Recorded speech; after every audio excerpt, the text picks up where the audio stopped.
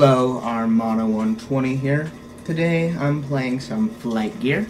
It's a free flight simulator, pretty good. You can see how detailed it is. It's one of the planes, hundreds of planes to choose from. And I'm going to do a short flight from Oakland. I'm on multiplayer, by the way, which is this in the chat. Whoops. I'm going to do a short flight from Oakland, which is right here, to KNUQ, which is right here. It'll be a pretty quick flight. I'll take off essentially on the glide slope, so it'll be easy to do. Okay, let's center it back up. Let's prepare for takeoff. I'll be using landing tips provided by part of the YouTube channel. Give me a second. osjcag, who does flight gear videos, posted a landing gear tips video yesterday, and notice in the description it said to post video responses of what his landing using his tips. So I'm going to try that. Okay, flaps are set to 20. I like the 787 because the flaps are right, like flaps and gear information's right here. Just zoom out this far, you can see everything. If you like the HUD, you can turn it on with this. Okay, let's take off. I have a joystick, so it's always a nice thing to have. This was at the runway right over here is actually the first runway I ever landed on in any flight simulator. That was about 3 weeks ago when I started playing. Wasn't a good landing, but okay. Again, this will be a very quick flight. We won't be going very high since there's clouds at 1,100 feet. This runway is just going to barely be long enough. Well, we're up at least. Let's bring up flaps and bank towards the glide slope. I recommend a joystick for this. I'm not actually stalling, that's a fake alarm. I'm going 190 knots. Okay, I want to be landing on the longer runway here. I usually land on the shorter runway when I'm flying small planes, but not today. Runway KHW, which you can see right down there, it's on the map, you can see where it is, has a very small runway, 3,000 feet, and I've actually landed an A340 on it. Difficult. Okay, I'm going to start slowing down a little bit, just a little for right now. Just bringing engine back a little bit from full power to stop gaining so much speed. As you can see, I am manually following the glide slope. I don't actually put in the coordinates, it takes too long. I'm flying into the clouds, which is one thing I want to avoid. I'm going to cut back more on throttle. Joysticks makes it very easy since you can easily monitor where your throttle is at and easily change it. Okay. We're doing pretty good right now. There are some other planes out there which I hope don't cause lag. I just went into the clouds. This is one thing I hate about real weather, especially right now.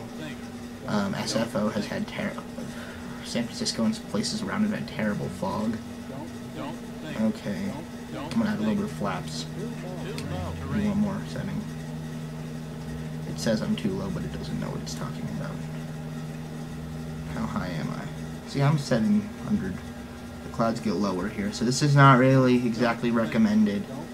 I'm going to get some warnings because I'm low to the ground, because I want to stay below the clouds. I don't want to turn real weather off. So, getting some don't sink warnings, but our elevation is high enough. We're still at 800 feet. We should be fine. This is one of my favorite planes, especially my favorite big plane. Doesn't cause any lag for me. 747 is laggy. A380's interior is terrible. I like Boeing's more, but there are some nicer designs. I just like the way this flies. What's our elevation? We're doing pretty good. Bring back throttle some more. We're going to the clouds again. Elevation 830. So we're getting pretty close. I want to fly over the ocean in a minute. And right after the ocean, there'll be about 300 feet of land, and then the runway, which we are lined up for. Okay, I need to slow down some more. I'm going to deploy some speed brakes to slow down to a reasonable speed to add more flaps. Probably a little over speed, but it should be okay. I think we're still in the realm of safe landings. I'm adding another. I want to bring gear down, that'll help us slow down quickly. Slow down some more. That's the runway there. We are over speed.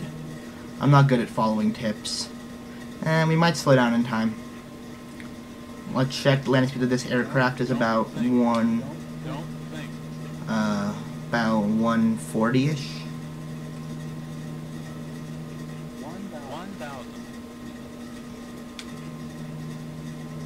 A little high, but this actually looks pretty nice. Okay, full flaps. We're a little over speed. That's kicking. That's an alarm. Okay, now we're just about right.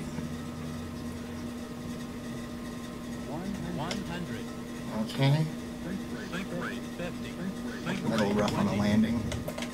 Reverse thrust is on. Do you add power for reverse thrust, or do you keep it at idle?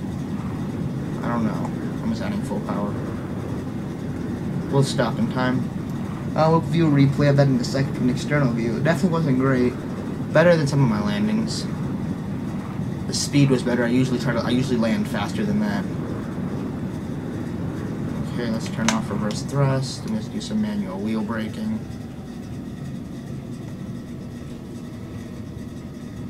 And now we're slow enough to turn off. Let's get out of the runway in case someone else wants to land here. I doubt they will. See, when you're playing on multiplayer, you want to try to stay away from SFO because it can get really laggy there. Okay. Let's take a quick look at that replay and see how it was. We just go to view. I think 90 seconds would probably be best. Yep. Let's get an external view and let's look. This isn't going to show the speed brakes or reverse thrust. It doesn't record that for some reason. I pulled up a little too soon. I think I touched down at a decent point. Decent. I jumped a little bit.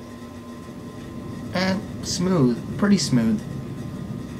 And weather conditions aren't great, obviously. I would have liked to start higher, but I like to be able to see where I'm going. This airport's also nice if you take a look at the scenery. You can actually open this. I don't know if you can open it in a replay, but you can open both sides of the hangar and fly through it. Difficult to do though. Easier with really small private planes that go slowly. So hope you enjoyed this video. osjcag's tips helped me. He is essentially the king of flight gear videos. He really knows what he's doing, unlike me. Check out FlightGear. It's free.